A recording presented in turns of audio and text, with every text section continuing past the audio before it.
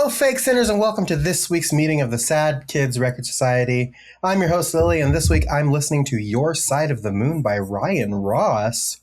I'm your other host, Adam. This week I'm listening to Landslide by Fleetwood Mac. But we'll tell you about that later. For now, let's drop the needle.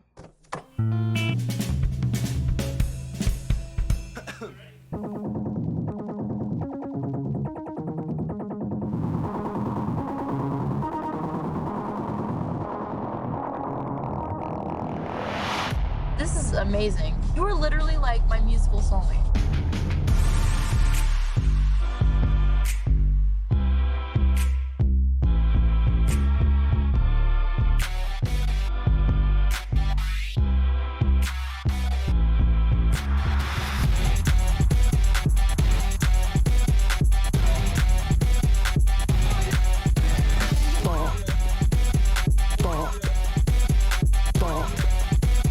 This is a bop.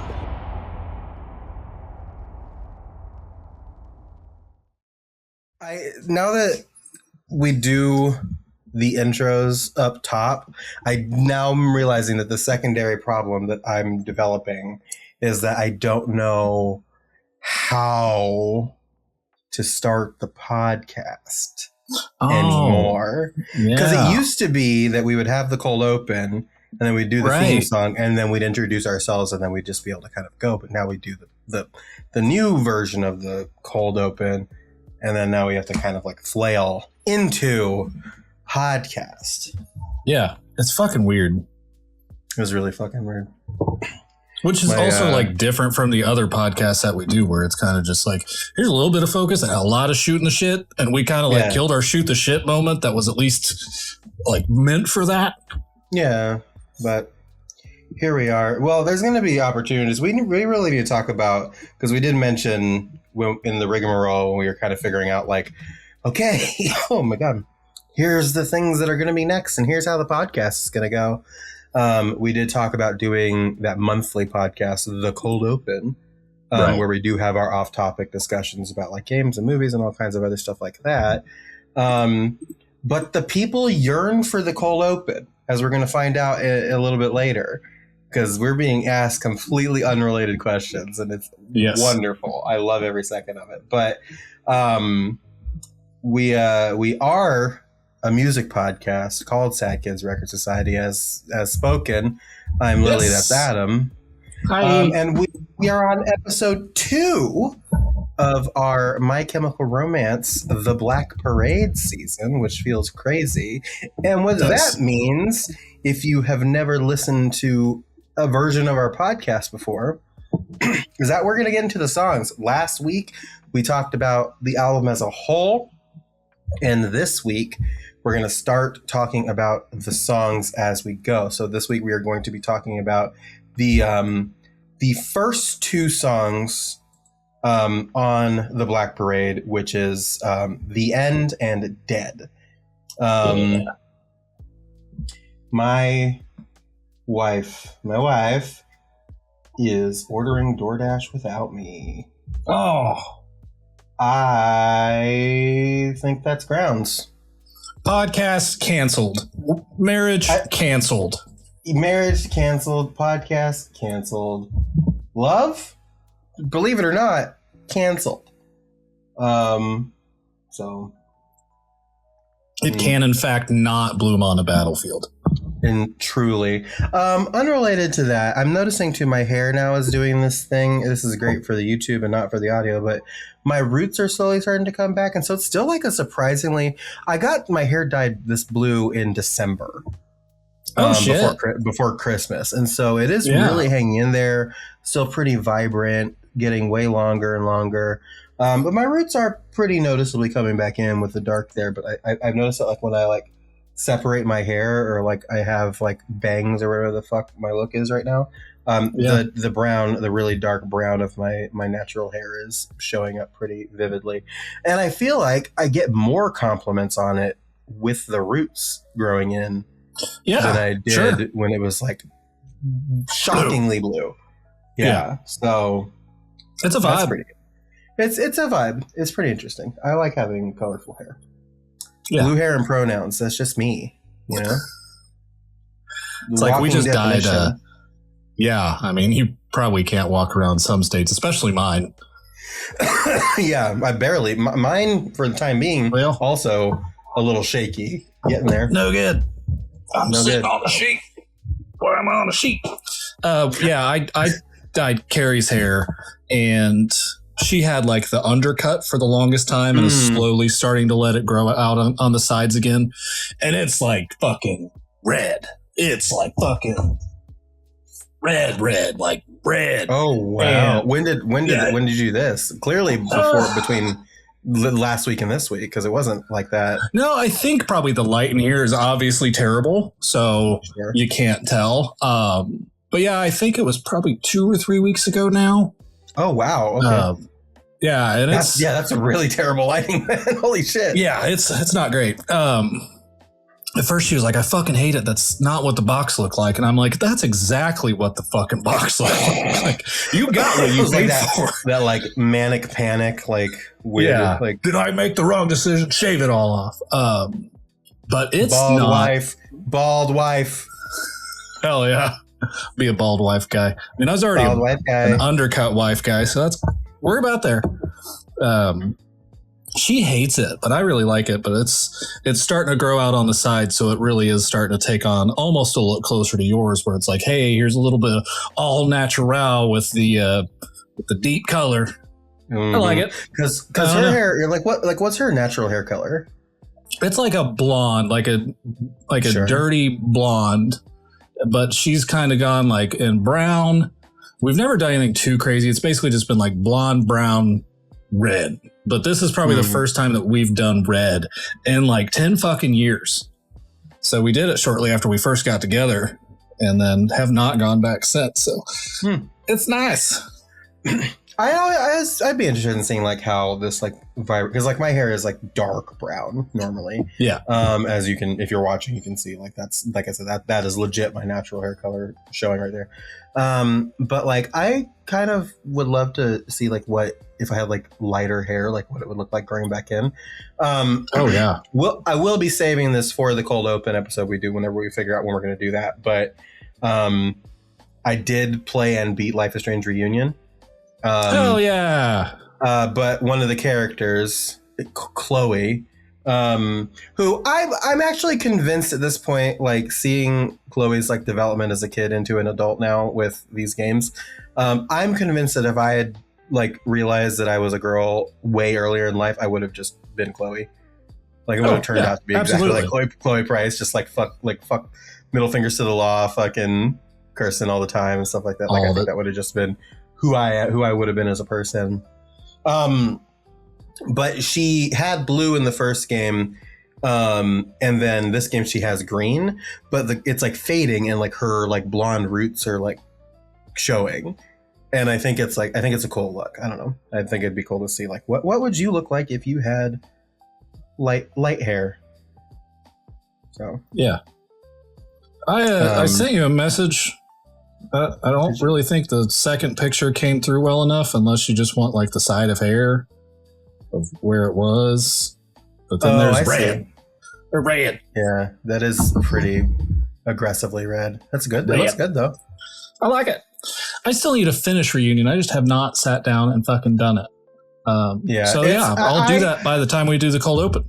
Yeah, I really like it, but we'll talk about that more as we go. You really were just like, you know what? This second picture, I realized I fucked up after I hit it. I meant to hit the one next to it. Didn't really go that way. I mean, if I'd have clicked up, we'd be fucked up right now. Listen, the amount of times and I need to be more careful about this, and thankfully it has not been a thing yet. The amount of times I've needed to send you something and almost disastrously clicked up slightly is far too much for my comfort. Yeah. I mean, I'm right there with you. Yeah. Because I've also noticed that like Discord and for sure X, I think Facebook also are just like, you hit that picture, you send it. You don't want to confirm it. You just fuck it going. It's going. You don't ask. You don't do shit. I'm proud to say at this stage of my life that Adam has not seen my tits. And Correct. it's about all you can really ask for. Yeah. I think most people are happy when I don't see their tits. Yeah. Including your wife. Just all hair dyes, no tits. All hair dye, no tits. Party on. We should probably move on to the mail time. Let's talk about let's send it over to the mail time.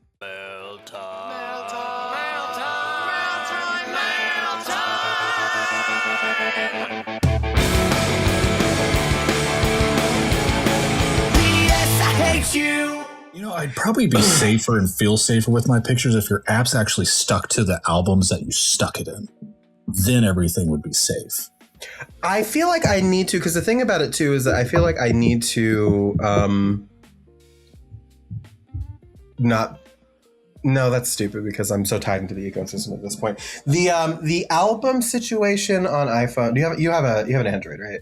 I have an Android. The album system on iPhone is not ideal. So it's just like the shuffling of fun picture, cute selfie, tits, ass, right. Selfie, statue of Bucky. Like there's stuff. So I mean, that's what it does when like you're in an app. If you're in an app, it just says "fuck your albums." They Here's everything. You have to click like 17 buttons maybe to find your albums. Bullshit. Boomer and it's on problems. on top of the fact that I might even just append this into the section before. On top of the fact that I'm like an unrepentant slut, and I just take pictures anyway. I take because of like my situation. I take a lot of like progress photos, and so it's just flooded with like photographs of me, you know, just here, and so it's just like I just have to be so careful. And thankfully, I have not accidentally sent any nudes to my friends. No, fuck, that's not true. Oh no. I did catch it in time because it was just a regular text. So my wife's name is this is just part of mail time now. This has to stay in here. It's an incredible story. So my wife's name is Chelsea, as you know. I have a friend that I've had for a very long time. Really great friend. Really took care of me when I moved to Seattle the first time. That I've known for going on 10 years now. Her name is Chelsea. And so I have, I always get I'm fucking burning up. That all good, man. You're home alone, so it's a good time to have the door open. I have my wife Chelsea in my phone as Chels with like a heart and like a little heart eyes emoji, whatever. And then I have Chelsea, my friend, saved in my phone like as her name. And I was sending a picture, a spicy one, to my wife Chelsea, but I typed in Chels and tapped and sent without really looking, and it auto filled to Chelsea, my friend Chelsea. And so thankfully, and the thing of it too is that like it wasn't like just a cold thing. We were having a conversation, and that's why it autofilled to her, because it was the most recent conversation I was having. And so I was like, fuck. And thankfully I was able to unsend the photograph, and I was like, you didn't see fucking anything. And she was like, what? And I was like, I did this. And she's like, oh no, I swear to God, I didn't see a single, I didn't even see the notification yet. And I was like, let's go. Yeah. Oh man. Yeah. And I think that has caused me to be way more cautious about sending that kind of stuff. But the fact that was the only one, I feel pretty good about that. So yeah. Anyway, this is the mail time where we read your letters. Cool. Annie, I promised Annie I was going to talk about my nipples, and that was a joke. Yeah. But I mean... But here we are. Technically talking about my nipples. We do have some children listening to this podcast. Man, what the fuck are we doing? I know. Speaking of... Children. Probably. We have another email from Jess. I need to come up with a nickname for Jess because Jess is very clearly going to be part of the pantheon of friends. Around. They're gonna be around. Yeah, Jess. Also, the title of the subject line of their email of his email is "Hello again" in parentheses, friend of a friend. That makes me feel. I love that song. Jess, he says, I just remembered that I do in fact have more letters in my name, so you can call me Jasper also if you want. Cool.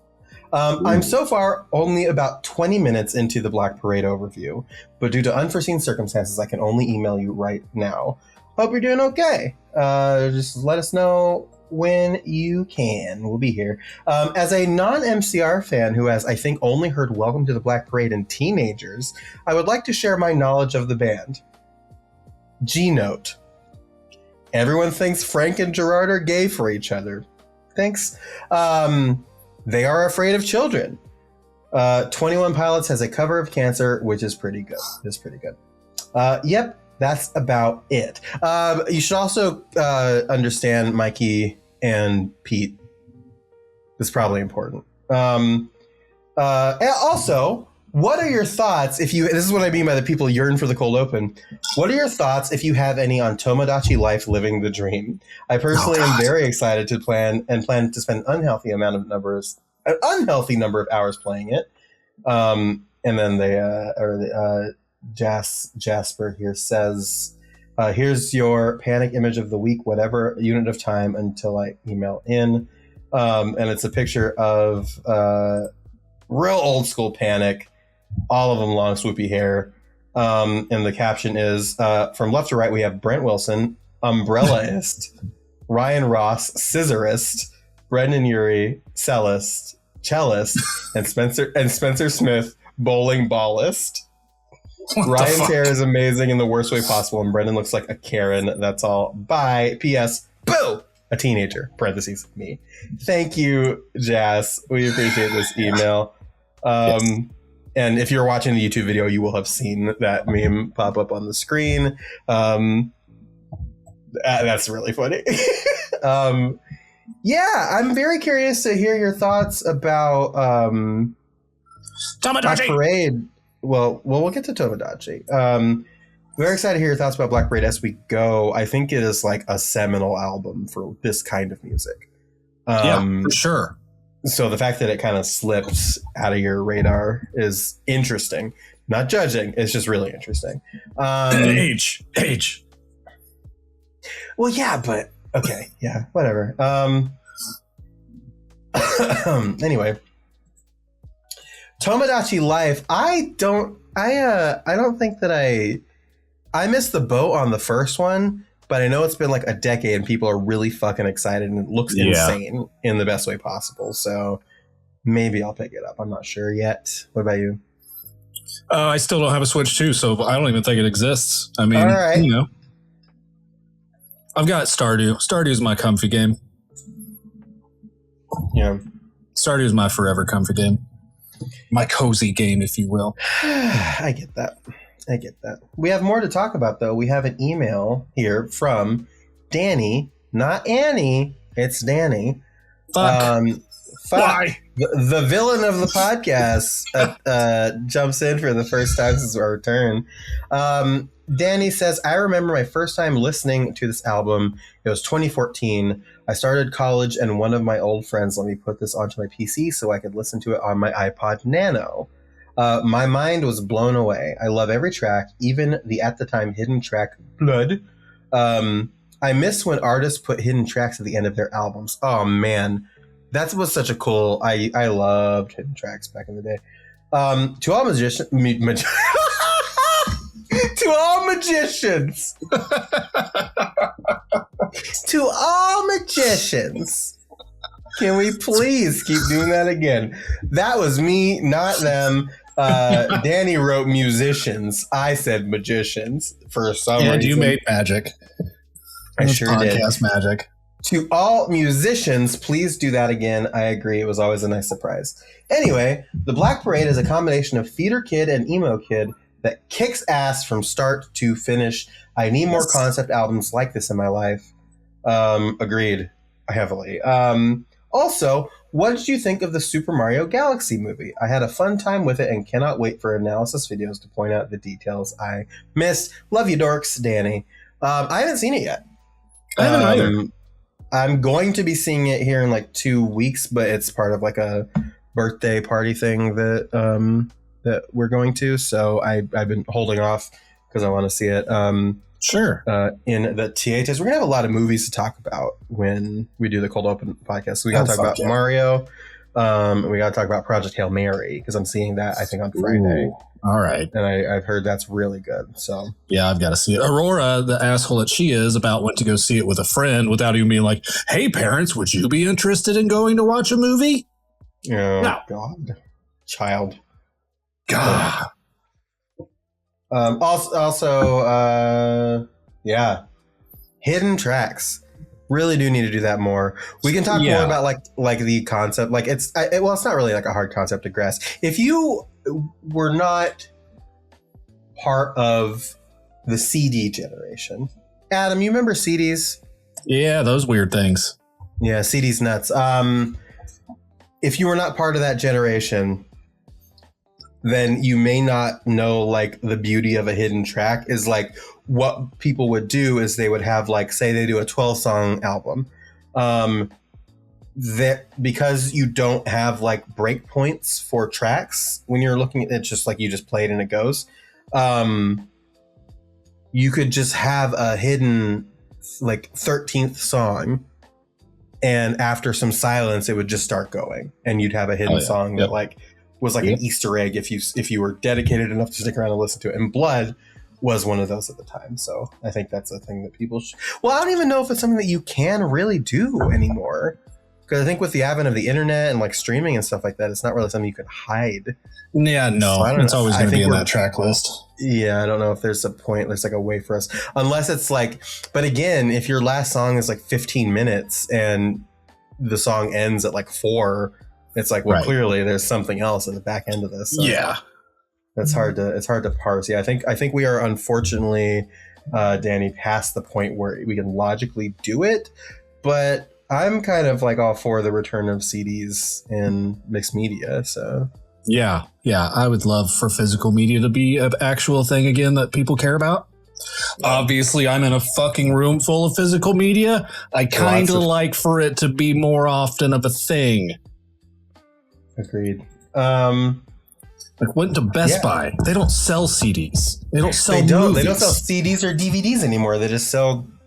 I went into the Best Buy for the first time. It's like they replaced it with they've got Legos now. Yeah. I learned. Yeah. But they don't have like the electronics store doesn't have electronics anymore. Right. Like their video games are like 2 shelves. I know, it's insane. We sound very old. We do. That's what people are here for. That's why we keep adopting children. That's true. It does kind of make me feel good that like I feel like we're giving off cool parent vibes. Yeah, in a way, because like the youth, they yearn for the Sad Kids Record Society. Yes, seems. They do. Sad mom and dad time. Yeah. Do you have another email? I don't have any more emails, but I do have a comment. Okay, read that comment. I'm changing shirts. I'm fucking hot. Okay. He's gonna be away he can hear, but he cannot reply, which is probably good for me. So I can hear him yelling, but it's whatever. We have a comment from Dennis Wakeman.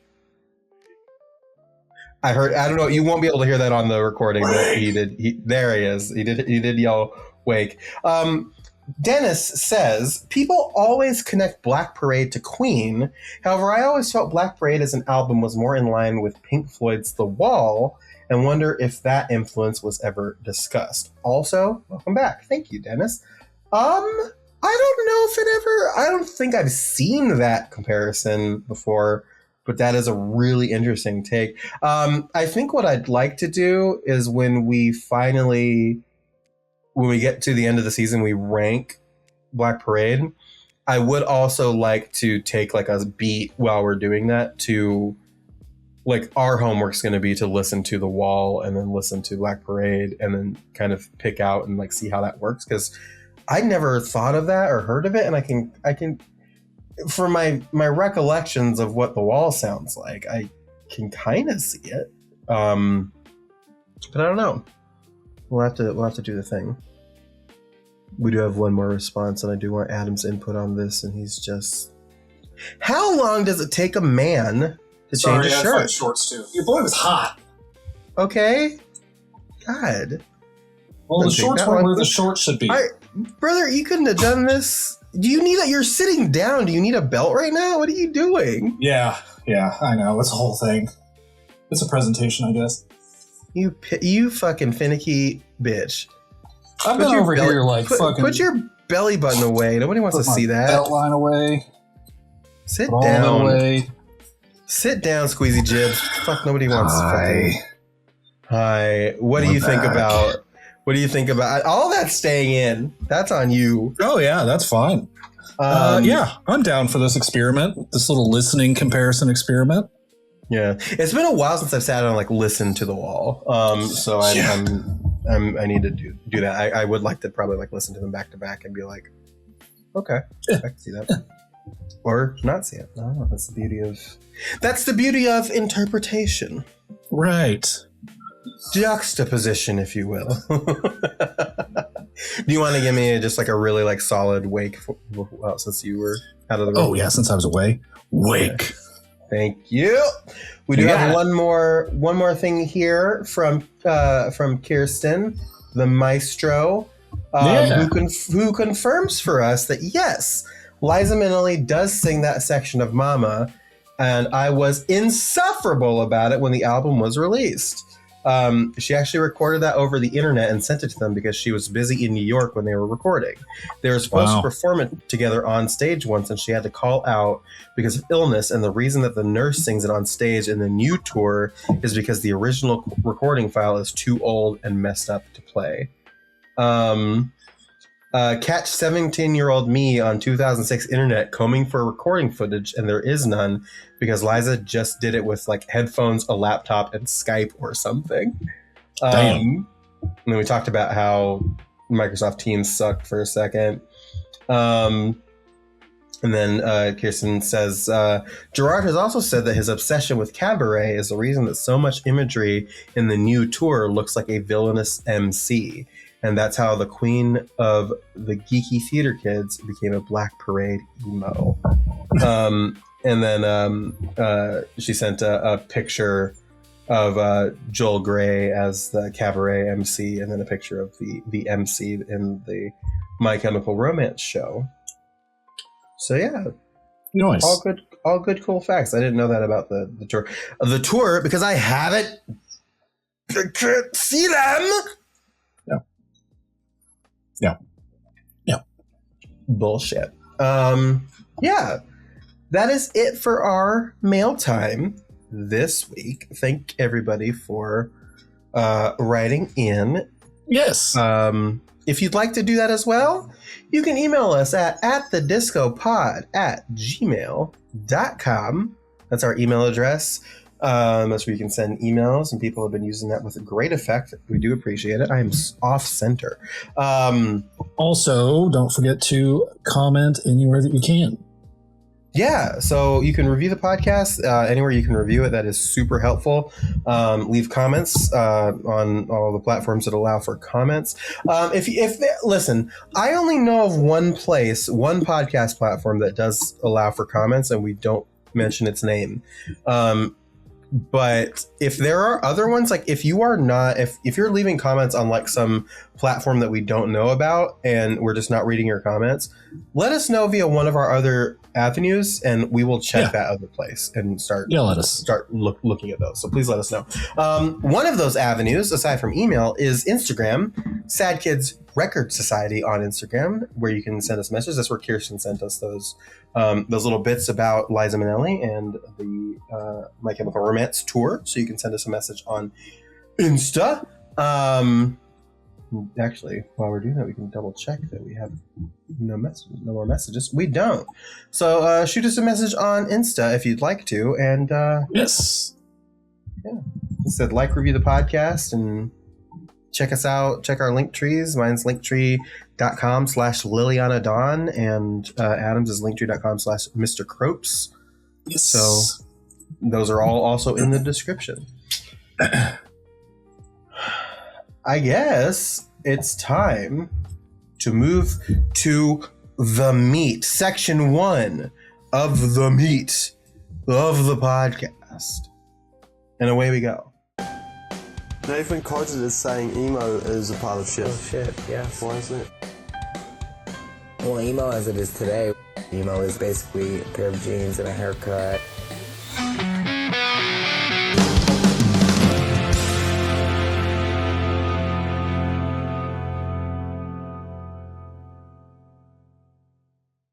So the first song that we are going to be talking about is "The End," which is a pretty short song. It is, I believe. Let me see. Let me pull up. Yeah, it's astoundingly short. But it's like really good, though. Oh, absolutely. It is 1 minute and 52 seconds. Yeah, 1 minute 52 seconds. Apple Music says 153. That's a pretty negligible difference in my book. Yeah. So it's this intro track, and I really, really like it. But let's read some information here. In MCR welcomes you to the Black Parade, a commentary featured on the deluxe edition of the album. Frontman Gerard Way says, "The End was basically the song where I think when we butted that up against Dead, we realized we were making a really theatrical record that was also going to be very big.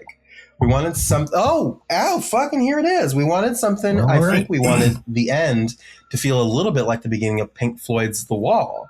There's a song called In the Flesh with a question mark because it reprises later in the record. We wanted it to feel very much like that kind of beginning, that you were about to get taken on a journey, and I think that's why that song is so big. It tells a story right away. I think it just kind of pulls you into the story." And well, there it is, Dennis. That's actually really interesting. Yeah, and it is where they bring up that that In the Flesh has a question mark in it.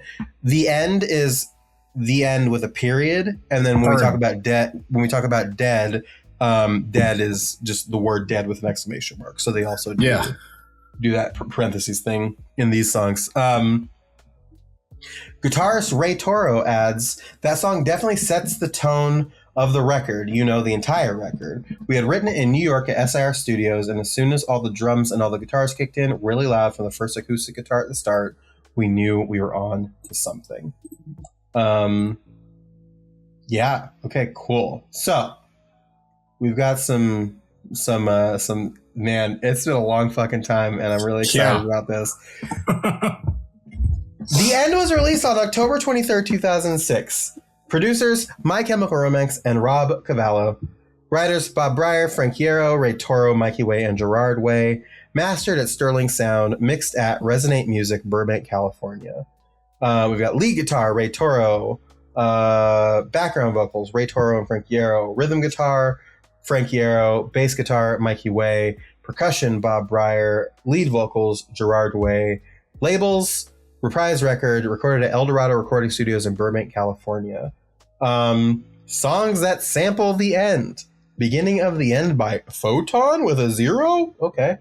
Songs that interpolate The End.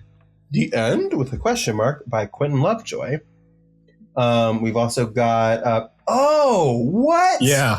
One of these I'm going to have to check out right when we're done. The End covers...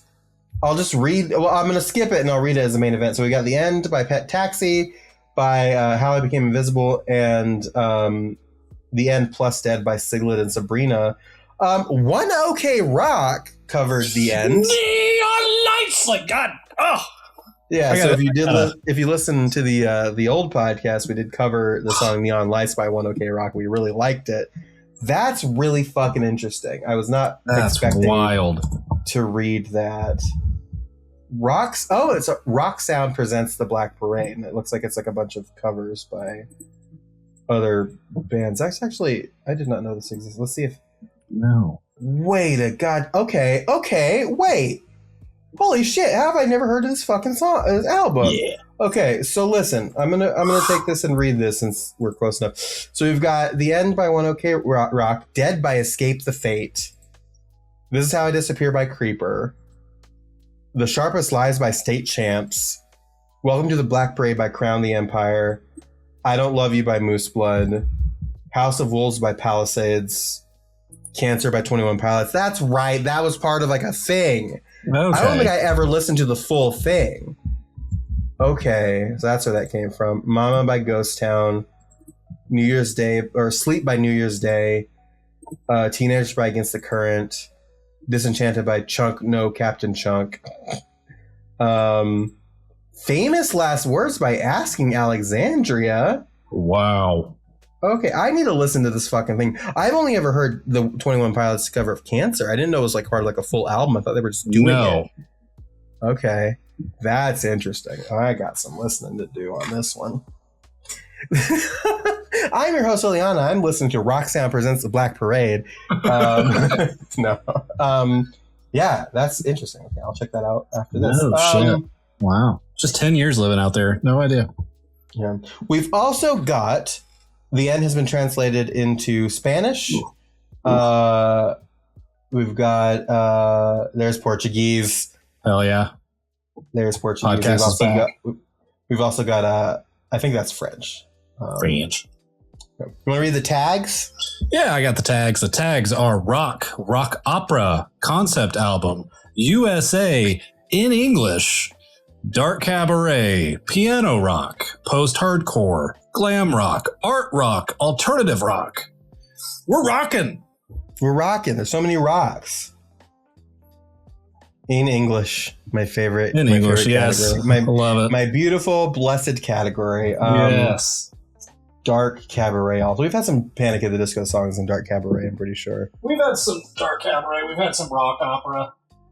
We've had some random shit. Cats. I don't think we've ever had concept album on that iteration of the show. No, I think that's a newer one. So Dead. Yeah. What a song! What a tone setter. Is this maybe the best opening song to an album we've discussed on a podcast? I think This Is Gospel does exist. Never mind. This is Point Broken. Here's the thing that I will say about this. I think it's like as a tone setter, as like a 1-2 punch with The End and Dead. Like they could have just started this album with Dead and been like fine, and it would have still been just as iconic.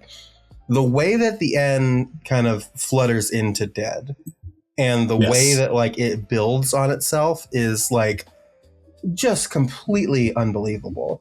And again, this like not even 2-minute long song. It's just, and they talk about it, how it like builds and the guitars come in and it crescendos as like the acoustic gets built upon. It's like, I don't know what the fuck I'm about to get into with this. The first time I listened to it, I was like, what the hell? Because I was like really big on Three Cheers. And I was like, this is because so the way that it starts, let's just start from the start. The way that it starts is that you have the heart monitor beeping. Yes. And it's like, that's already such a striking choice. Yeah. Flatlining as far as like, that. Yeah. Well, it doesn't flatline until Dead. It's like beeping rhythmically. Like pretty common. Oh, my shit's like, on the wrong one. Yeah, so like the thing of it is like it kind of acts like a metronome, almost, because it's like it's counting the song in. So it's like beep, beep, 3, 4. Now come on, and then the guitars come in. And it's just like acoustic strumming, and it's like this is so like sonically pleasing to listen to, while also kind of like maintaining this like very like dark, almost disturbing like aura. And it's really good. I do have a misheard lyric. Ooh. So it starts off with, now come one, come all to this tragic affair. Wipe off that makeup, what's in is despair. Which is like, despair is in. I used to think it was what sin is despair. Oh, well, because you're a real sinner from the start. I guess so. Because biblically, like, despair is like one of the like deepest sins you can commit, because despair means that you have like given up on like God, right? Yeah. Like there's nothing that can pull you out of this despair. Like that's like depression is different. Despair is like a problem. Lost. Biblically. Right. So I always thought it was what sin is despair. And that's me for having the fucking Baptist upbringing. But but yeah, so you get this first verse. So I'll just read the whole thing. Come on, come all to this tragic affair. Wipe off that makeup. What's in is despair. So throw on the black dress, mix in with the lot. You might wake up and notice you're someone you're not. And I love the way he now throw on the black dress, and the way that he like lifts his voice on that part. If you look in the mirror and don't like what you see, you can find out firsthand what it's like to be me. So gather around piggies and kiss this goodbye. I'd encourage your smiles. I'll expect you won't cry. And then you get this like really rockin' interlude where it's just like guitars and like it kind of like it threatens to explode. Yeah. And they pull it back. And I think the pullback after this interlude is like one of my favorite parts of the song. And we'll talk about that in a second. How does the first verse make you feel as I take a bite of this sushi? Like it gives very good, you kind of want to settle in for what this is going to say. And then you just find out that it's the saddest shit in the world. It's like you're being walked into something that sounds really good and enticing. And you're just like, oh, we're going to the dark place. We're not going to be happy here. I mean, his voice here is phenomenal. It is hard to do anything but listen. Like if these are in earbuds, you cannot focus on anything else. You are locked into that voice, and it just finds ways to entice you. Mm-hmm. I don't know. It's just like intriguing, especially if you know that this is a concept album. And it's like, this is coming from the place of, it feels like somebody who is like deeply disliked in life. Right. That are coming to see this person off in some kind of obligation almost. Yeah. And it's just really depressing. And it's just like, wipe off the makeup. You have to convince them that despair is the thing that needs to be presented. Right. And then how it like flips at the end where he's like, I expect you won't cry. I encourage your smiles. I expect you won't cry. Like, it's just like this weird twisted version of like what is expected out of like the death of somebody. Right.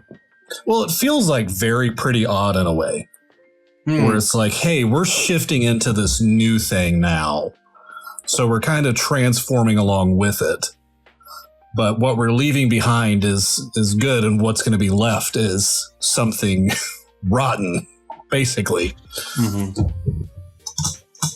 And also the line here where it's like, if you look in the mirror and don't like what you see, you can find out. Like, it's very like self-depreciating. And it's just like, again, this person who like was not very well liked in life, but also maybe didn't like themselves.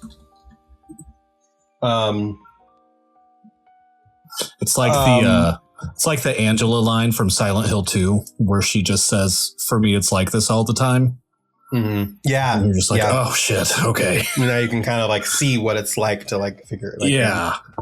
Like, this is actually interesting. I obviously I don't condone genius generally. Yeah, famously on this podcast, no. But if you click on that line, if you look in the mirror and don't like what you see, there's a link to a AMA that Gerard did in fucking 12 years ago. Jesus Christ. So the user said, "Hey Gerard, congratulations on Hesitant Alien. What a solid album." That was his solo thing. I've been jamming since I woke up this morning and it's fantastic. Had a bit of a sniffle over Brother. What a good song. I've always been really inspired by your style and how you incorporate a little bit of glam, a little bit of femme into your aesthetic. In fact, the way you present on stage and in music videos helped me figure out my own gender identity as a teenager. And scared the shit out of him in the process. Who are your style icons? What was your inspiration for messing around with masculinity in the ways that you do? Thanks for everything. Gerard's response was, wow, I'm so glad that helped in figuring out your gender identity. I've always been extremely sensitive to those that have gender identity issues, as I feel like I have gone through it as well, even on a smaller scale. I've always identified a fair amount with the female gender and began at a certain point in MCR to express this through my look and performance style. So it's no surprise that all of my inspiration and style influences were pushing gender boundaries. Freddie Mercury, Bowie, Iggy, early glam, T-Rex, keep your disco. Masculinity to me has always made me feel like it wasn't right for me. Hey, man. So that could also be part of it as well, like a little bit with that. A little bit of twist of the dysphoria lime in the drink, in the coconut there. Yeah. In the end coconut. Yeah. So this interlude again. So you've got this like acoustic guitar that has been going, and then it's kind of like building, and you get this interlude, and it's like big guitars and drums and it's just like really huge, and then at the end of it, it just kind of like falls out, and you get that like almost like doo-wop, that ba-doo with the twinkly piano ba-doo. That is like, I get chills when that part happens. For some reason, it's like my favorite part of the song when it drops out and you get that like, yeah, because it like kind of resets. A great touch. Yeah, it like resets like your expectations, like what you're doing and like how you approach the song. And it's like, okay, let's not get too crazy, because again, like it's the heart rate monitor, right? Like it's beeping. Right. It's just like, don't want to get too excited. Pull it back. And then we get into verse 2. Yeah. Which starts out with another contusion, my funeral jag. Here's my resignation. I'll serve it in drag. You've got front row seats to the penitence ball. When I grow up, I want to be nothing at all. And he just screams it. I always loved how he sang and how the layers of all servant and drag. Yeah. Yeah. Is it like the higher pitch and it's like layered on top of his normal singing? And it's just like, it's wild. And it kind of like figures, like it kind of like taps into like identity piece as well, where it's just like, yeah, you've got these two. There's actually a kind of a through line of that in this album, I'm realizing. I really like. Well, no, you know what? We'll talk about that when we get to it. I absolutely will not forget this point because it's very important to what I need to talk about later. But, yeah. So it's just like the way that another contusion feels very much like resigned to a fate, right? Like it's just like, here's another one, like very like almost bored of it, right? Right. And I'm not sure what a funeral jag is. Let me see. A contusion is a medical term for a bruise, whereas a jag describes a sharp object that usually causes pain. Here, the protagonist expresses his wounds, which can also be interpreted as his illness, as something that painfully draws out his inevitable demise. Yeah. Okay. Also, from what I understand, it's like really easy to like bruise yourself and like injure yourself when you have cancer because of how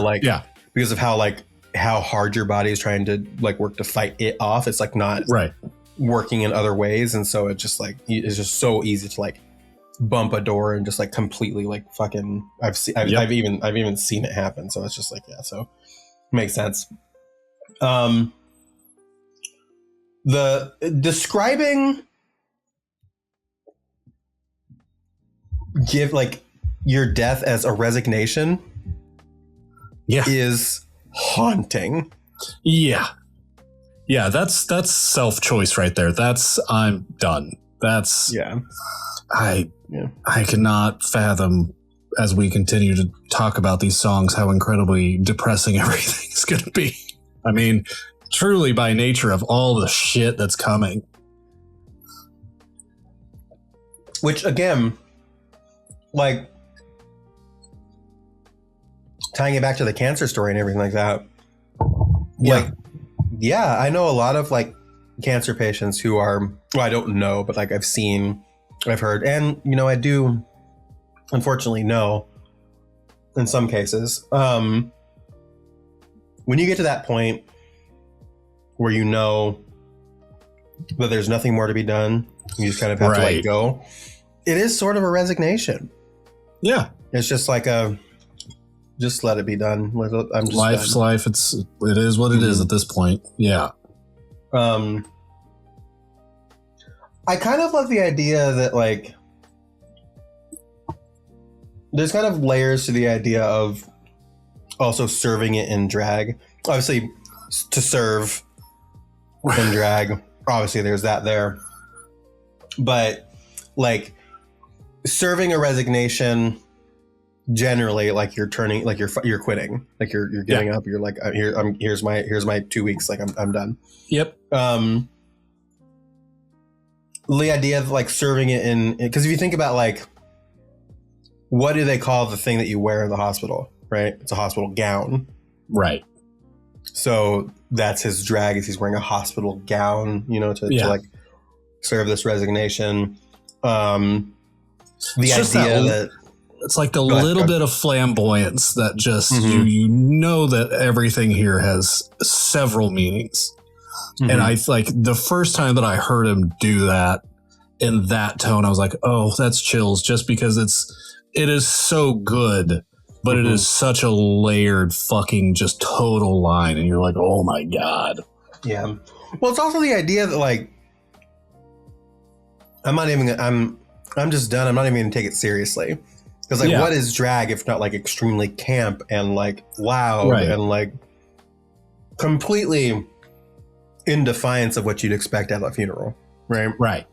Like, just this, like, willful rejection of what it should be. Yeah. To maybe claim some type of, like, ownership over it again. Something like that. Right. Penitence means to repent or show remorse for your actions. Like, you show penitence for something. So you've got front row seats to the penitence ball, which is, again, kind of playing funny with the idea that you're, like, repenting and, like, showing penance for the stuff that you've done, because like, you're throwing a ball for it and everybody's, like, watching you. Like, it's just like, it's making complete, like, farce and mockery of this whole idea of, like, death and dying and funerals and all that other stuff. So love that line. Yeah. And I mean, it's very much inviting everyone into, it's almost like inviting everybody into your suffering, but then what turns out here to be a very rough relinquishing of that suffering at the same time, which is just like, holy shit. Well, that leads immediately and, like, perfectly into the final line of this verse, which is, when I grow up, I want to be nothing at all. Which is this complete, like, again, this resignation, this complete just, like, detachment from, like, you know, when I grow up, little Jimmy is going to be a fireman. Little Susie is going to be a doctor. I don't want to be fucking anything. Yeah. I didn't fucking do fucking shit.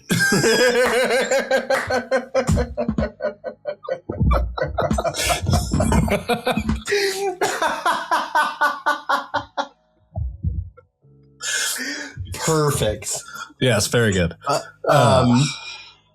And, like, it's so fucked up too, because it goes along with just what a lot of people say in life. There's nothing fucking more true in life than death and taxes. There's nothing guaranteed in life but death and taxes. And this is just one of those, like, very adamant resignations that it's like, if that's all there is, death the fuck it is. And here we are on tax days tomorrow, and I haven't done my taxes. But it's like, here we are, and it's just, it's better to do this and be nothing And you almost don't feel like you've wasted your life. Like in this little microcosm of a line, it's like, I didn't waste my life. I didn't want to be anything. I didn't want to be an actor. I didn't want to be a musician. I didn't want to be anything. Because in the end, what's all that going to fucking matter? Mm-hmm. We owed like $970, by the way. Shit sucks. Oh God, we like I think we owe 700. Ooh, it might have lowered. I hope it lowered. Maybe it was like the like fucking like I don't know. It fucking doesn't. Well, anybody that ever tells you to buy a house, you'll get some good shit for your taxes. No, you won't.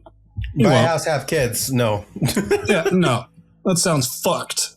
Whatever. Also, it feels like supremely upsetting and weird to be giving the government any money the way that things are going right now in this country, but absolutely, I don't want to do that.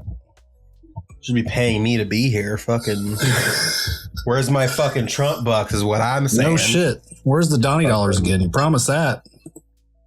Fucker.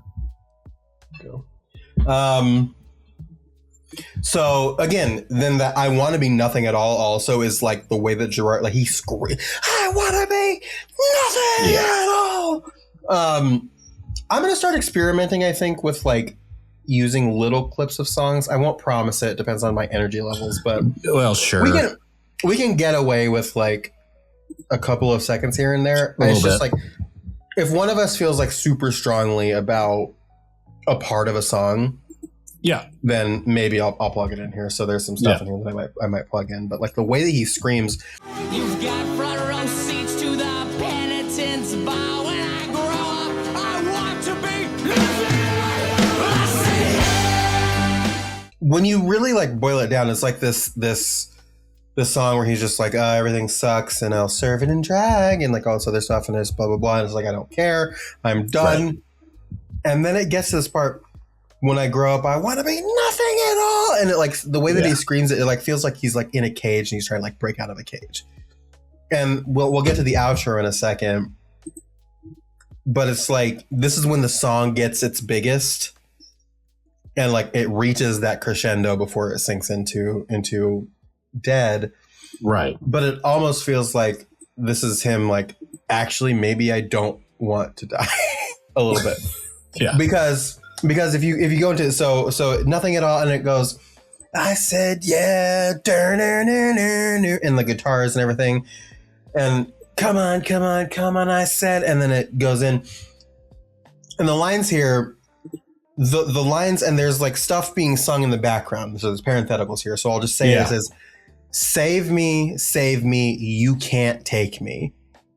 And in parentheticals, it's save me, get me the hell out of here, save me.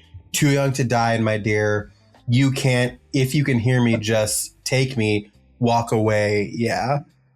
And it's like, it's building and building and building and building. And it's just like, holy shit. And it's just like that like when I grow up, I want to be nothing at all. Like that scream feels like the breakout of like the funk where it's just like, oh shit, no, it's not my time. I don't want it to be my time. Right.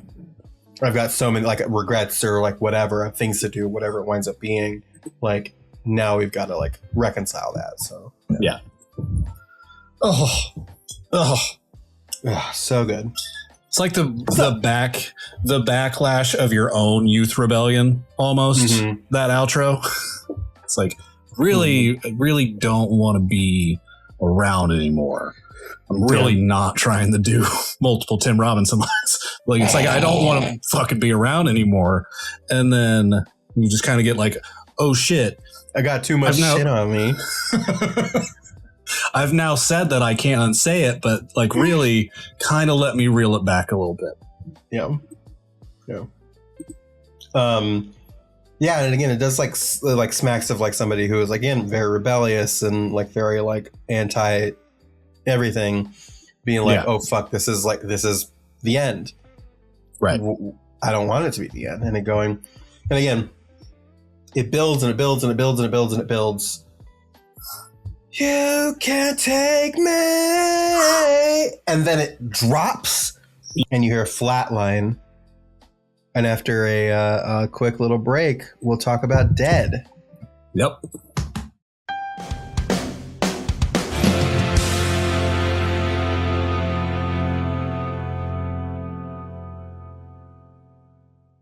What a fucking song, though, man. It's wild. It is such an intro to a fucking album. Yeah. But Dead also, and again, this is why, like, again, this is the song. Dead is such a great intro. The end doesn't need to be there. I'm glad that it is. But it doesn't need to be there because Dead is such a great intro track. Yeah. So we'll talk about some stuff on Dead really quick.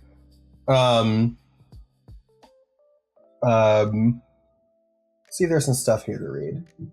Let's see. While touring for their second, because there's a whole Wikipedia page here. Actually, I'll just read a little bit of it. Dead is a song by the American rock band My Chemical Romance. We knew this. Dead was originally created while the band was touring for their previous album, 3 Cheers for Sweet Revenge, as part of a side project that was never meant to be released. The song was originally created as a result of criticism toward the band, making fun of those who felt the band would not succeed at the time. It was finished in early 2006 while the band was creating a Black Parade, with the final version of the song being produced by the band alongside Rob Cavallo. Within the context of the album Dead, it focuses on the central character, the patient, as he reaches the end of his life. The song takes this idea of death and interprets it in a sarcastic, upbeat manner, utilizes dark humor, and features several guitar solos as well as a horn section. The song's composition was inspired by Electric Light Orchestra's Mr. Blue Sky and Cheap Trick's I Want You to Want Me.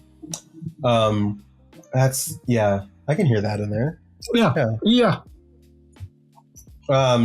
Dead was well received by critics who considered it among the best songs for the Black Parade, as well as one of the band's best songs. It has been certified gold by the... Actually, I'm going to save that because we will talk about that in a second. Let's see. While touring for their second studio album, they wrote and recorded demos for several songs on their tour bus makeshift studio. Gerard Way referred to these demo recordings as Cheers Part 2, a side project the band had initially had no plans of releasing. These demo recordings included an early version of Dead. In early 2008, we've been talking. They began going through the material they had written while touring, and while positively viewing their work, they felt it wasn't ambitious enough. They then went to SR Studios in New York to begin writing their third studio album, The Black Parade, and finished work on their original demos. This included Dead, by which point was largely completed. At the time of writing the song, the band repeatedly faced criticism from the general public, inspiring the band to write Dead as a song on the idea of being dead and people not caring. The band described writing the song as them stating, "Here we are and we're better, here we are, and we're more daring and more defiant than ever." The song's horn section was a result of the band's Frank Yarrow experimenting with a tuba while recording. Interesting. Nice. Tuba. Yeah. And this song here, it is a longer song. It is 3 minutes and 16 seconds, according to Apple. I think it might be 3:15. I think it's still 3:16 on YouTube. Nope, it's 3:15. Of course not. Entertainment Weekly's Ariana Backley and Mackenzie Templeton of Alternative Press both ranked the song as the second best from the Black Parade. Backley wrote that the song was spectacularly fun and darkly funny for a song about dying, and described the song as My Chemical Romance rejecting the title as an emo band. Templeton highlighted the song's introductory guitar segment and the transition between the end and Dead. Cassie Witt of that transition, oh my god.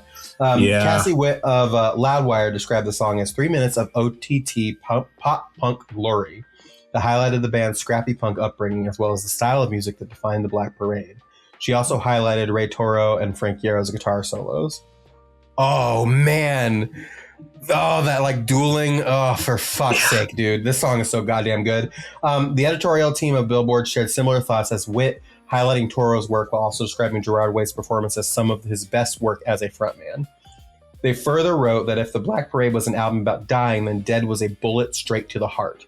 Similarly, Marianne Eloise of Louder described Way's performance in the song as unforgettable. Sam Law of Kerrang described the song as full of life, built around defiance instead of depression.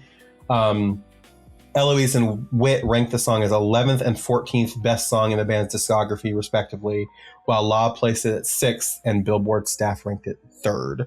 So that's like all-time Jesus Christ, My Chemical Romance songs. Wow.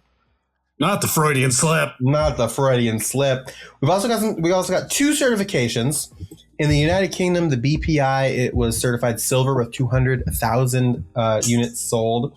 And in the United States, the RIAA, certified gold with 500,000 units sold. It was a great episode to have that directly into my ear holes. Yep. We've got stuff to read here. Yep. I'm also pissed off now that I didn't say Boydian slip. Boydian slip. Damn. Wow, such a professional. Fucking hate it here. Missed opportunities, bitch. Right. I'm not even getting paid. We've got some more things here. We've got producers: My Chemical Romance, Rob Cavallo; writers: Bob Breyer, Ray Toro, Mikey Way, Frank Guerrero, and Gerard Way. Master at Sterling Sound, Mix at Resonate Music, Burbank, California. We've got assistant engineer John Haroon and Jimmy Hoyson. Assistant mixing engineer Keith Armstrong. Wurlitzer electric piano Jamie Muhobarak, which I feel like that's a name that we've seen before, but I can't remember. Maybe. Jamie Muhobarak was also on synthesizer and organ. Strings arranger was David Campbell. Horns arranger was also David Campbell. Recording engineer Chris Steffen. Mixing engineer Chris Lord Alge. Coordinator Cheryl Jennetts. Drums Bob Breyer. Additional piano Rob Cavallo. Technician Tyler Dragness, Mike Fasano, and Andrew Hans Buscher. Engineer Lars Fox. Mastering engineer Ted Jensen. Label Reprise Records. Background vocals Ray Toro and Frank Guerrero. Rhythm guitar Frank Guerrero. Bass guitar Mikey Way. Percussion Bob Breyer. Lead vocals Gerard Way. Songs that sample, we've got My Lit Romance by Photon again with a 0. And They Call Me Mustard, demo verse by Mushy Mustard. What the fuck? Mustard! Mustard on the meat. Songs that interpolated it were You Died by Quentin Lovejoy. We've got covers by When the Clock Strikes by Nate Wants to Battle featuring Rashad E.B. By Escape the Fate. We knew that. We learned that last song. And by Siglet and Sabrina, The End Plus Dead. There's a Live from Mexico performance here as well. We've also got translated in Russian, Spanish, French, and Portuguese. Genius Brazil. Hell yeah. All right, the tags are rock, alternative, rock opera, concept album, USA, in English, glam punk, glam rock, pop rock, alternative rock. Still rocking. Glamorously at that. Still rocking in the free world. Doot. Thank you. You can't not finish it. Something that we haven't done in a while is also read the comments on Genius. Somebody down here since 8 years ago said, "Still love it, dude. I'm not suicidal or anything, but this is going to be in my funeral playlist." Seriously.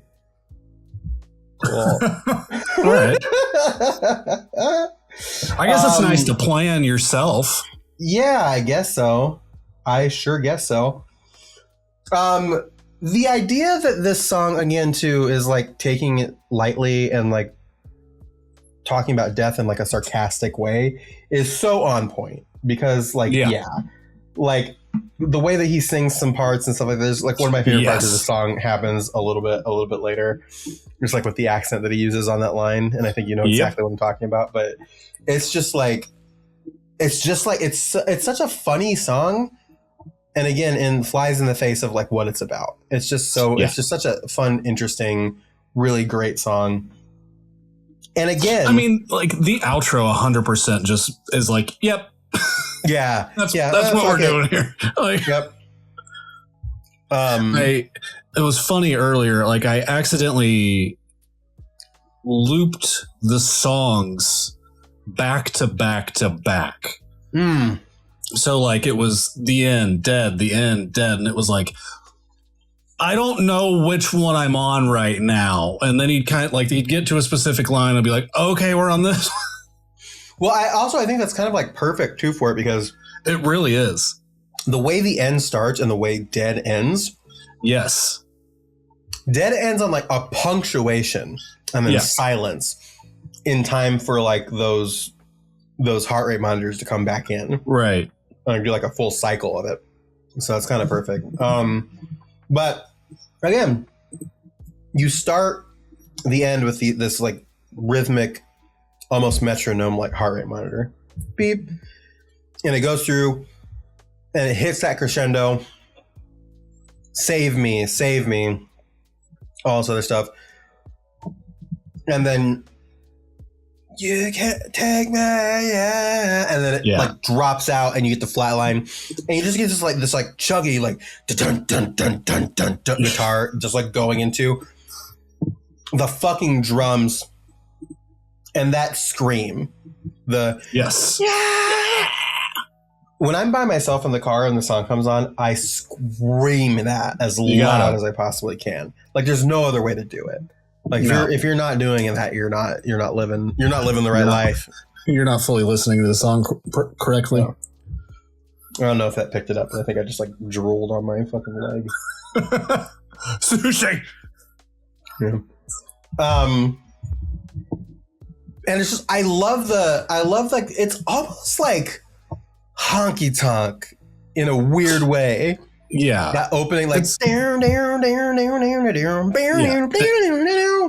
Some hillbilly rock. Rockabilly, I guess is what people call it. Yeah. It's just like it's got that like pop punk, it's got the like hard like that rock edge to it. But it's just like the way that the guitar is being played, it just has that like honky tonk hillbilly like yes. rock to it. And it's so fun to listen to. It's like it is such a genre mix up that's crazy. Yeah, it's just like it goes all over the place. And you know how much I love like that, like the dunk, just like that chunky like the same riff. You get to verse 1, and if your heart stops beating, I'll be here wondering, did you get what you deserved?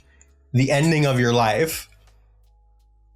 And it's like, whoa. And then you get the pre-chorus. Yeah. And if you get to heaven, where it like kind of like crests up like that, where it's like singing to the heavens. I'll be here waiting, babe. Did you get what you deserve? The end. And if your life won't wait, then your heart can't take this. And it's like, holy, like, oh my God. Yeah. There's a lot to unpack here. Because does it feel like to you, like this is like death almost taunting this guy? Yes. Because again, we talked back on the end where it does seem like this patient was not well liked in life. He did not like himself. And so death comes in and is like, did you get what you deserved? Little bitch. Yeah. You tried to get away. Fuck you. Yeah. Yeah. He didn't write in this time, but we got to say it. Thanks, Elliot. But it's just like, did you get what you deserve the ending of your life? And if you get to heaven, I'll be here waiting, babe. Did you get what you deserve? Yeah. Whoo! Where it's like, that's, it does to me feel like death is taunting him now. Where it's just like, Still here. Still fucking here. And it does almost feel like, too, it's like, does it almost feel like to me, because again, with we're going to talk about the sharpest lives and how it disappear and all this other stuff like that, where they are visions into a life lived almost. And we can get into like the details of that later, but obviously we will next week and other times. But does it not kind of feel like to you, knowing the theme of the album and knowing the songs like as intimately as we do at this point, that this is death about to take him into like a Christmas Carol like trip through life and death and past and present and future? Right. Yeah. Yeah. You're getting the Charles Dickens special here is basically what you're getting given. Because if you think about the way that, and it does make sense, where if you think about the way that the album is structured too, You've got death up top. You've got him being flippant about death, realizing he doesn't want to die. You've got death here greeting him, asking if he got what he deserved. You're going to get these two songs, How I Disappear and The Sharpest Lives, and you're going to get the Black Parade. And it's just like these like layered steps, which again, you asked this question last week. That's why I don't really mind that the song Welcome to the Black Parade is track number 5, because progression wise, it's like, well, people are. I don't know why I did that. They're gonna fucking come in here anyways. It doesn't fucking stop anything. It doesn't inhibit shit. Just fuck that door stop. It's like a barrier in a way. Yeah, like if the door was open, they'd be zipping back and forth. But if it's like, you need to get one of those. A lock. No, listen. And I'm sorry, this is going to be loud on the thing. You need to get yourself one of these. Oh yeah, I know you know how to get one. I know you know how to get one. Yeah, maybe. And then like do what I do and put it under your desk and aim it at yourself, because these microphones, now that you have that one, you're welcome for helping your wife decide. Very good, my wife. It doesn't. The Shure microphones don't really pick up wind like that, as long as it's like under a surface. So it doesn't like your old mic would pick up stuff that was like behind it. It doesn't do a lot of behind pickup. So if you have a fan like under your desk, like aiming up at you, you're not there. There it is. Oh my God, she got a tattoo. Oh man. Yep. I love that. That rules. Rebellious child. Paid for it herself. Wow. With only 100. Oh, hey, that's a deal. That's a deal. Not including the tip. No. But we were supposed to get matching tattoos, so she's kind of a bitch. She's the one who keeps failing. Welcome to my happy life. Yikes. Drama. I think was that the first time that she's been like on the podcast, or she's like ran in while we've been talking on the phone before, but I don't know if she's been on the podcast. Almost your entire family has now been on the show at this point now. Yeah. We had the beleaguered boy child recently. Now we had inspiration for my sound system. Yeah.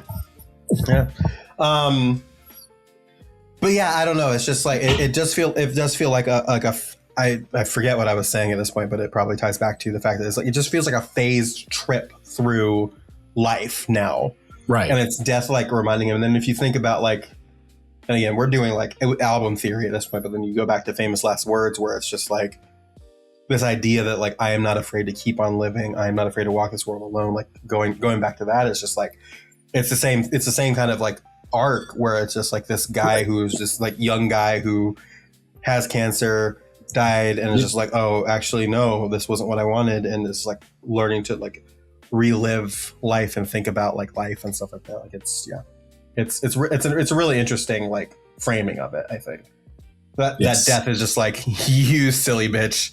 It's not. We got some journeys to take on. Especially that end. If your life won't wake, then your heart can't take this. Yeah. And it's like this thing, because you get that, and then it goes into the chorus. And I love like, if your heart and the horns and everything can't take this half, and it's like this really powerful chorus. Yeah. Have you heard the news that you're dead? No one ever had much nice to say. I think they never liked you anyway. Oh, take me from the hospital bed. Wouldn't it be grand? It ain't exactly what you planned. And wouldn't it be great if we were dead? Dun, dun, dun, dun, dun. Oh, dead. And then like that gentle cymbal. Yeah. God, what a brilliant fucking song. I love this song. It's truly. It's one of those songs where it's like it's hard to find words sometimes. Yeah, a little bit. It's just like, because it's just like, it's kind of, if you don't like think about the lyrics too much and you're just jamming to it, like it's a good enough song to just like jam, right? Yeah. Yeah. But if you're sitting here like thinking about the lyrics and like looking through them and analyzing like we do for the show, it's like, it's kind of savage. It's like really savage. Especially if you take it from this framing of like this guy has just like had the worst moment and the realization that maybe he wasn't done at the very end. Right. And Death is just like, have you heard the news? Have you heard the news? Yeah. You sure about that? You sure about that? Just keep them coming. Keep the references coming. Fucking like, it is such a conversational thing that it feels. Let me backtrack that. It's not so much a conversational thing as it's just literally somebody monologuing at you, poking at you, and ripping every single Band-Aid they could off harshly. And it's like the same thing too, where it's like, again, very harshly. It's like, you heard the news? I'm checking my notes here, and you fucking suck, dude. You're dead. They fucking hate you.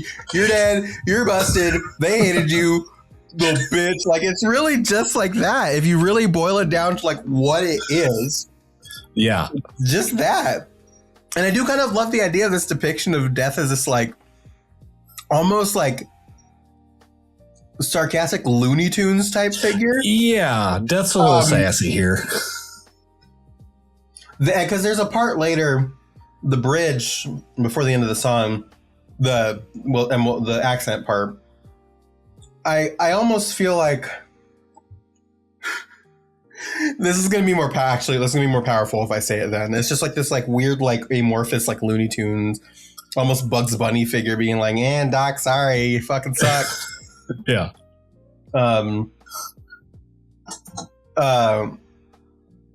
You then get to. I can see the red better now that I'm looking for it. Yes, sir. Tell her I said her hair looks good. Lily said your hair looks good. Thanks, Beeps. I need to redo it. Fine. It's fine.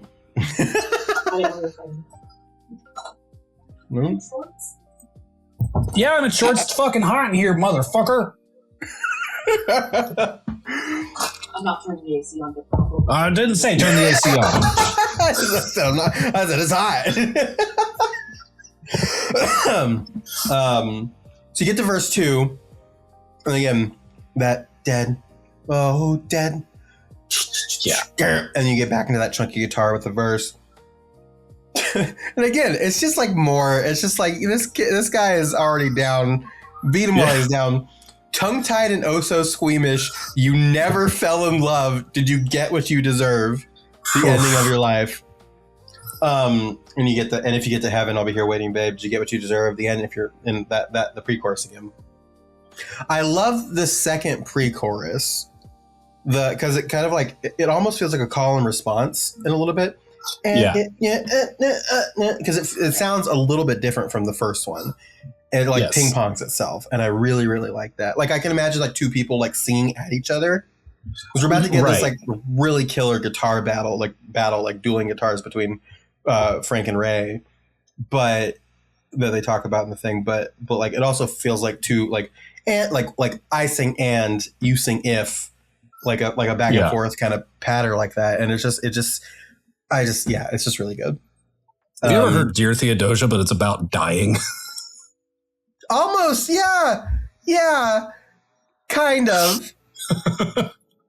Have you heard the version of that song where they're singing, like somebody edited it where they're singing on top of each other? Oh no! And apparently, no, it's really fucking good. Apparently, that's how it was supposed to be in the play. Oof. And it got split up. Oh man, I'll have to find it. Somebody edited it together, and it sounds incredible. It's really fucking good. Yeah. Damn. All right. And I'll put that in the show notes too if I find it. You get the chorus again. It sounds like it would be really cool. It just sounds like it would be like musical hell. And it does sound like in theory it would be bad, but it's absolutely not bad. It's really good. So you get the chorus again. There's something a little bit different about this chorus, right? First chorus, wouldn't it be grand? It ain't exactly what you planned. All right, yeah. Now, nobody really plans their death in a lot of ways. Right. You've got the lines, have you heard the news that you're dead? No one ever had much nice to say. I think they never liked you anyway. Oh, take me from the hospital bed. Wouldn't it be grand to take a pistol by the hand? And wouldn't it be great if we were dead? Yeah. Like, what a sassy, savage bitch this death is. Right. Oh, Adam found it. I will be putting this in the show notes. It's really good. The Dear Theodosia thing, I should say. Yes. So again, more taunting. Yeah. This time it's like, let me help you out a little bit. Let me just get you on this level. Well, because again, where it's like this guy is like slowly, torturously dying from cancer, and he's at this place. Like, wouldn't it have just been better to fucking blow your goddamn, like, you know what I mean? Like, it's just, and it's just like that, like taunting, that patter where he's just like like, you know, like the fucking the anime, like baka, like kind of like taunting him type shit. But this chorus from this fucking bonkers line, wouldn't it be grand to take a pistol by the hand, goes into the bridge, and he's doing this accent here, and I'm imagining, and when I said earlier this like Looney Tunes things, I was picturing this first line in the bridge, where he does a quick change into like a fucking cartoon doctor, because he does like kind of this like really like campy German accent, like where he's just like and it's just like and it's just like, bro, you are playing in this dude's face right now. It is hardcore. But the bridge goes and in my honest observation during this operation, found a complication in your heart so long, because now you've got maybe just 2 weeks to live. Is that the most both of you can give? There's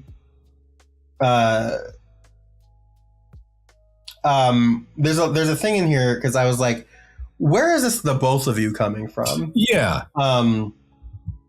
The last line may be related to Heaven Help Us, a song written for the Black Parade that was eventually scrapped. In the song, the speaker is pleading for God to lend him a hand. This can be connected because the patient doesn't want to lose his life, but he would need a miracle to stay alive. Okay. So if you take it in that perspective, it's the only perspective I have on it at this point. But if you take it from that perspective, it's like death being like, also now taunting, he mocks God. Yeah. Is that the most both of you can give? Like, you're pathetic. You're even more pathetic. And it's just like, what the fuck is going on here? Yeah. Oh. That's good. Yeah. That's a hell of a read. I mean, it's kind of sad now that the song's gone and you lose any kind of context, and you just have to be like, you know, because originally you could just be like, okay, is it him? Like, is it him as the body and then his heart? Like, is maybe that the most either of you can fight for? Right. Heaven Help Us is out there. Like they did wind up putting Heaven Help Us out eventually. At the time it was scrapped, so it's just like, it could be because it was on the B-sides thing. So bonus tracks. We might talk about the bonus tracks at some point, or like the B-side stuff. How long can we drag out every new season for bonus tracks?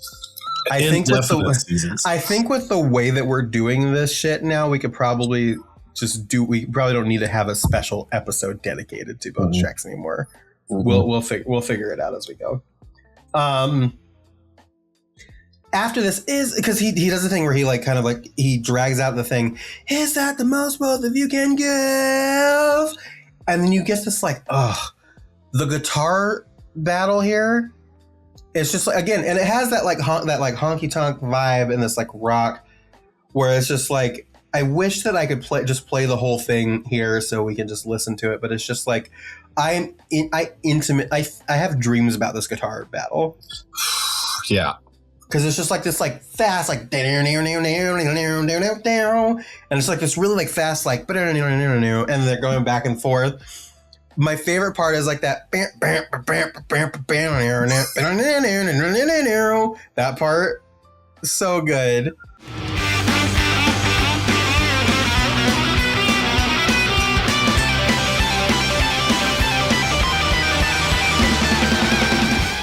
And then it has like a especially following that last line, like it has a very Devil's Gone Down to Georgia kind of feel to it. It does a little bit too. It also feels like the fighting, right? Where the devil's like, is that the most both of you can give? And like, this is that both of them giving the most. Yeah. Because they're just like, no, it's not. Let's fucking go. Shred it. Yeah. And they certainly do fucking shred it. Yeah, they do. Because like the whole thing is so good. And then like that last bit, like the last, like, and you know me, Adam. I'm a slut for a count in. Yeah. Oh, I'm a slut for a count in. And it. 1, 2, 1, 2, 3, 4, la la la la la. Oh, yeah. And you just get fucking la la la's all the way down. I'm a slut for a count in. I'm a slut for a la la la. Oh god, this last stretch of the song is just so good. You get a lot of la la la's. Oh, the motherfucker part of it. Are you fucking kidding me? Oof. Are you shitting my whole ass? Put that on a t-shirt. Yeah, are you shitting my whole ass? Is la la la la la la. Well, come on, la la la la la la la la la la la. Like the roller coaster he goes on. Some of them, he's just having fun with it. La la la la la la. Motherfucker, if life ain't just the because you get that breakdown and then into the outro of it. If life ain't just a joke, then why are we laughing? If life ain't just a joke, then why are we laughing? If life ain't just a joke, then why are we laughing? If life ain't just a joke, then why am I dead? Dun dun dun dun dun dun. Boom, dead. And it's just like that punctuation right at the end. And it's just like, legitimately, no notes. No notes. No, because even my notes. my repetition ass, like my repetition hating ass, can't even be mad because my brain can replace an O with a la and be just as fucking satisfied. Mm-hmm. It can do all the little things that it needs to do. This is a fucking excellent song. It's so good. And listen, we talk a lot about the oh-uh-ohs. Yeah. We don't talk a lot about the la la la's. And I'm a fucking slut for the la la la's. Yeah. Give me those la la la's. If life ain't just a joke, then why am I dead? Yeah. Oh my god. I mean, apparently Death was just here for the zip line, but get one last one in there. Gotta do it to him. You had to do it to him. I love that. That was what a pair of songs. What a pair of songs. Like we really started this season with a fucking treat. Yeah. Quite frankly. Yeah. I'll say this right now. This might be something that we are going to do as like a deep cut episode somewhere down the line. I thought about the idea of doing like a what's your top 10 albums of all time episode. Oh, sure. Where we just patter back and forth in that way. Right. I will, and I won't say like where I would rank this on my list. Mainly because mainly I don't quite know, and number two is just like I'm not sure, but this album is on that list. 1,000% on that list, and it really just does what, like, it gives you its thesis statement with like extreme prejudice here at the beginning. Yes. Where it's just like, let's fucking go. And I'm just like, and I'm ready to go with you. So yeah, two incredible songs. Again, as separate, like the end did not need to exist for Dead to hit hard. Right? But they, and it almost didn't. But they made it and they put them together, and it's just like this 1-2 punches. And we didn't even talk about like how, like, I think we didn't dwell as much as we probably could have and should have on how perfectly they segue into each other. Like how perfectly the end just like stops in a way that makes the flat line on Dead just be so like perfect and shocking in its way. It's just like it's the structure of this is just incredible. Like incredible fucking tracks. Like no notes. No. Like I said, like the fact that I could loop these songs back to back and be like, where am I? Where am I? Which one am I in? Again, I was also like fighting the thing that I told you about where I drove 15, 20 miles on EE, like empty. So that probably did not help my like terror in the transition. Yeah. Red light on. Yeah. Like my fuel meter wasn't even telling me how much I had left. It just said, bitch, it's low. Just you better fucking die. It doesn't matter. It doesn't matter how much you have left. You better get your ass to a fucking gas station. Get there. Yeah. Motherfucker. But yeah, no, like that. I love the flat light alone in a song called Dead. And it does seem like the most simple touch, but following the monitor and like those simple little beeps in the end, it's like, oh no. Oh, he gone. He dead. We're here. Yeah. And the bottom of the coffin drops out. Yeah. You think Coffin Flop is a real show? Corn Cob TV.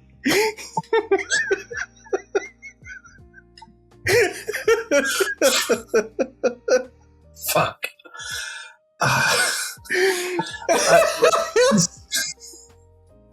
These two songs like complement each other in ways that I don't think we've been able to talk about for seasons of what came before. I mean, for those who come after, that's where we're at now. But like, it's holy shit. I think like these two songs are just 5 minutes total of somebody grabbing you by the face and setting you straight on a path. And it's the most winding fucking thing, because like you get the little forked path that is the end, and then Dead's like, nope, it's this one. Like, you thought you had these? No, fuck you. Yeah. Together, but especially Dead, to use a reference that you just used, and the best review I can give it is that makes me feel at this simultaneously woo and we. Sometimes I feel wee. Sometimes I feel woo. Yeah. And in this particular case, I feel both. I'm going to stand up. I don't even know if you'll be able to see it properly, but I got my guy on my thigh. Oh, SKA. Oh, SKA. We would love to hear your thoughts about the end and Dead. Please feel free to leave them, and we will read them on our next episode, but throughout the season. So please don't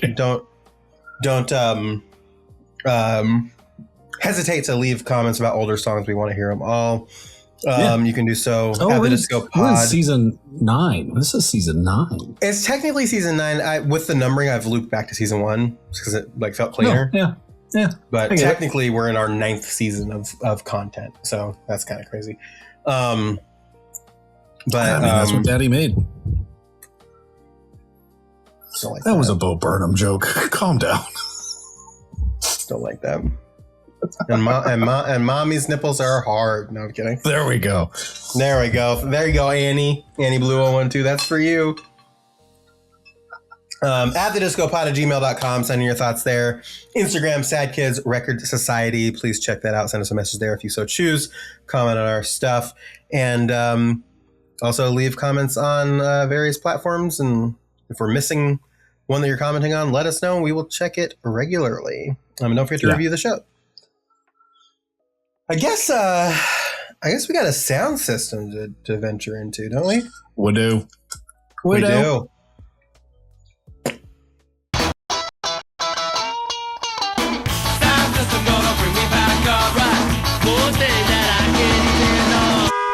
Oh yeah. Hey, welcome to the sound system. Woo woo. Sorry, I have something in my eye. It's really bad.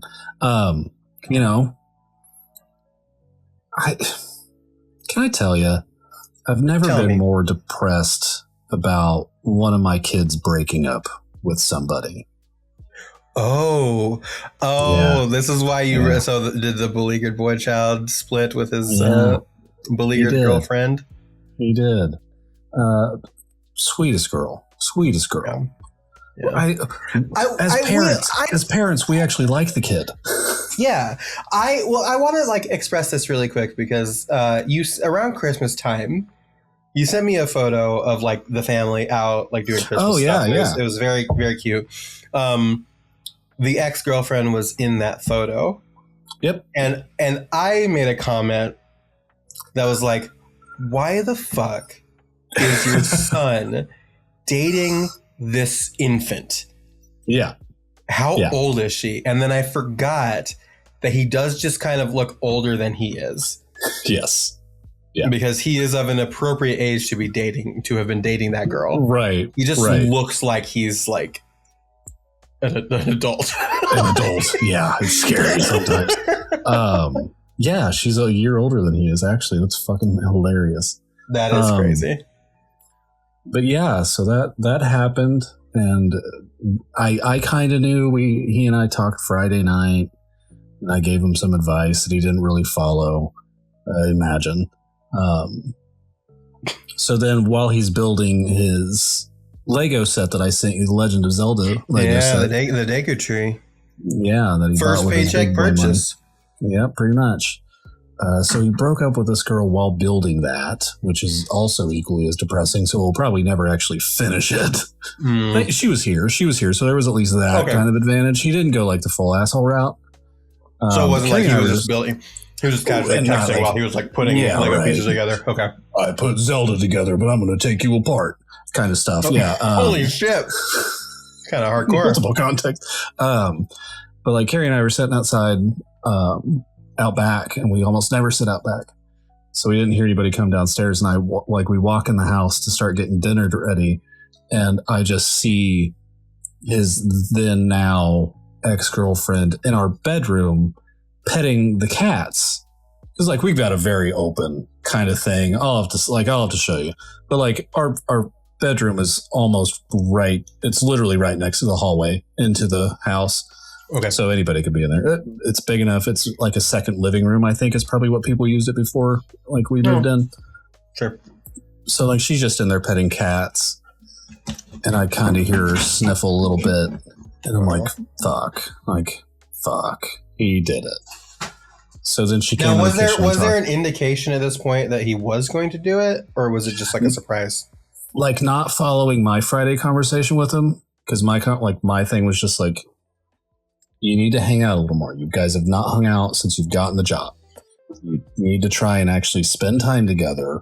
And there was a bunch of other things, but it was like, that's the rudimentary level of like, you need to just spend time again. So this was the first time, and I was like, okay, cool. They've got maybe one or two of these. Maybe be around more. You got to censor that. I didn't mean to say the name. Maybe she'll be around more. But like, that was it. And then even Carrie and I, because I didn't fully tell Carrie about all of it, but I did indicate like they're kind of close to being done. But then like the sniffle happened, and then like my heart broke. And then when she walked into the kitchen, she starts like sobbing a little bit more, and then Carrie's heart broke. I want to hear the rest of the story. Did you suggest Fleetwood Mac to this child? No. Or is this just like kind of like segueing into why you've chosen Fleetwood Mac? Yeah. So she follows the rest of the family on Instagram. It was like, oh, I'm just going to, now that this is over, I'll just follow. Like this kid is cool as shit. She is an incredible musician. Like her dad is like one of the directors around here. She lives it. And it's like, I just want to see where this kid goes. So it's like, let's follow. I'll probably unfollow soon. I don't like following people that I don't need to.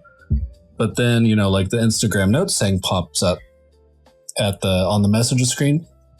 So for Lotus every Tuesday, it's like Sad Kids Record Society. And then my kids will do their random shit. And then I see this one did Landslide by Fleetwood Mac. And I'm like, damn. Okay. Damn. Generational, just generational heartbreak. And it's like, motherfucker. And the she's texting. If the kid, like the kids, like the right now kids, the Gen Zs and the Gen Alphas are digging into Fleetwood Mac for their heartbreak. Yeah. God, you know it's bad. That's you know it's bad. They're digging into Landslide by Fleetwood Mac for their this 14-year-old girl at this point, right? 16-year-old now, yeah. Really, yeah, 16. Yeah, that's bad. That's rough. It's not great. Yeah. She like texted my wife today, and they had a conversation. Like, I can only stand by my son's bad decisions and tell him that. Thank you for being a kid that can make your own decisions, but also at the same time, I think you have some other ideas, and I'm going to punch you in the nuts for later. But well, at least he didn't text her. Yeah, there is that. Yeah. There is that. And he came down kind of in tears a little bit. So he and I had a talk Sunday night after it happened. And he sat on the front porch in tears a little bit. So he's not taking it as lightly as one might think. But still, it's like, God damn it. Why this one? Why this one that everybody actually likes and enjoys and is pleasant? And all the good things. Here's my suggestion. Why not abandon the beleaguered boy child? Exactly. Adopt the other one. And adopt the sad girl child. Yeah. And it's just like a better... I mean, it's a trade. It's fine. Yeah. Fire stations do exist for a reason. They do exist. And your family would be punching up at that point. Yeah, true. Just bullying this poor kid. Like... We're just like bullying your son on the podcast. Love that for us. So but you didn't pick Landslide. What was your song is? I did pick Landslide. You did pick Landslide, okay. Yeah. Okay. Yeah, because I saw that and I'm like, what generational traumatic song is there? If not Landslide truly. There's tons more, but Landslide is one of those where it's like, oh fuck, it's bad. It's bad. Yeah. So generational. Like, I think the only other thing could have been like Ohio is for Lovers, and that would have been like not as far of a reach, but it's like, oh shit, it's still bad. Yeah. Well, damn. Yeah. My song this week is a song called "Your Side of the Moon" by Ryan Ross. Now, I know what you're thinking. Ryan Ross has a new song now? No. No, he does not. This is Ryan Ross, 2 N's, Ryann Ross. I do not know who this person is. They kind of like appeared out of nowhere for me.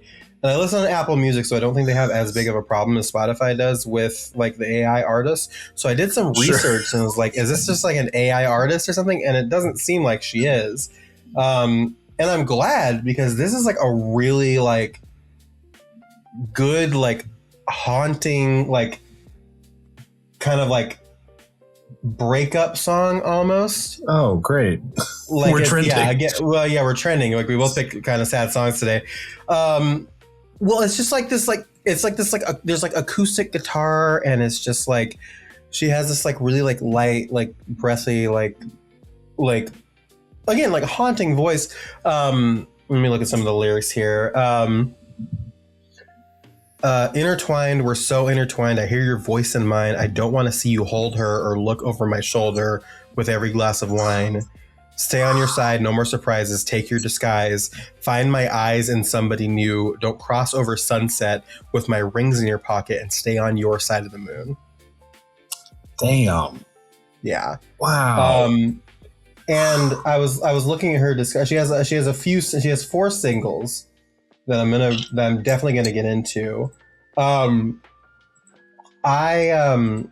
listen to, like, periodically Apple Music does the new music mix thing, where it's just like it'll take artists that and then it'll kind of like scan the algorithm for like, okay, what's some new music that this person would like based on the stuff that they know, and they'll kind of give you like this 30-song playlist of new songs every week. And this was on that playlist, and I was like, whoa. And so when I looked to see what the song was called, I was like, Ryan Ross. Oh, the podcast is going to love this. Yeah. But it is like a really haunting, like kind of sad, very beautiful song. So I definitely will be checking out her other singles. I mean, you know, a song is good when it makes you hit the fucking Keanu Reeves Neo. Whoa. Yeah. Like when you have that moment, but also thinking back, you know that Lotus immediately paused the podcast and went and Googled that song. Oh, and 100%. Then found out from the tip top of the episode. They're just like, absolutely. Huh? This song open. Listen to this again. Listen to this line. Well, look at you. Your clothes are new. There's no more holes in your jeans, but I know it's over. I hope it's over. It's so much colder for me. Wow. God damn. And it's just like the most mundane thing to pick out, but like, yeah. Oh, isn't that what fucking heartbreak is, right? Just right. You notice everything. Man. God. It's a really good song. It's a really good song. All right. So go into the show notes. We do have the Soundsystem playlist in our show notes on Apple Podcasts and YouTube. We won't stop you from making one on a different platform, but those are our two official ones. So there you go. I guess that is it. Yeah. For this week's episode. Yeah. We had Landslide by Fleetwood Mac. We had Your Side of the Moon by Ryan Ross. We had I Think You Should Leave by Tim Robinson. I Think You Should Leave by Tim Robinson. It is time to disperse. All kids must sleep. Yeah. All sleep must dream. What dreams may come, and other such cases. Yeah, I think that's what the opening of Kingdom Hearts was. Oh my god! Next week we will be talking about The Sharpest Lives and How I Disappear. It's going to be another combo episode. Very, very, very much looking forward to that. If I look at the calendar, did you put another X on it? Not yet. Yeah. So next week is going to be kind of normal. We are going to be double batching an episode here. So soon. So we're going to record. We're going to record Sharpest Lives, How I Disappear, and we're not going to be on delay for that. The Black Parade is going to be on a delay. So it's going to come out the week that it's supposed to, but we will not be getting to responses until 2 weeks following because we need to double up because I'm going to be moving during that time. Yep. So exciting. So if you want your voices heard, think of whatever random fucking thing that you can. Meanwhile, Lilli's transplanting herself across the USA.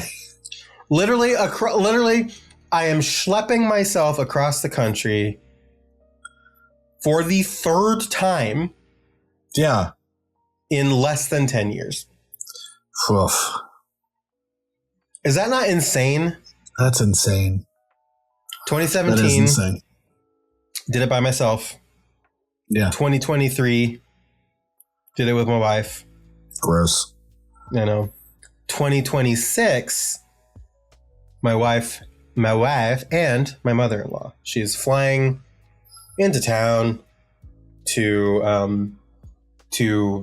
help. She's flying into town the beginning of our last week in Ohio to like help us like with our last minute packing, and then to kind of like give us somebody that can like tag in to like drive and like give us a person because we have to get our 2 cars up there as well. So it's like So instead of like both of us like having to drive solo the entire way, it's like we're going to be able to kind of like have a support person. You got walkies. You got walkie-talkies. We should invest in some walkie-talkies for sure. Yeah. Anyway, with all that being said, we'll see you next week for the next episode of this Black Parade's season. But for now, I declare this meeting of the Sad Kids Record Society closed. Love you, bye. Love you, bye. Did I listen to pop music because I was miserable? Or was I miserable because I listened to pop music?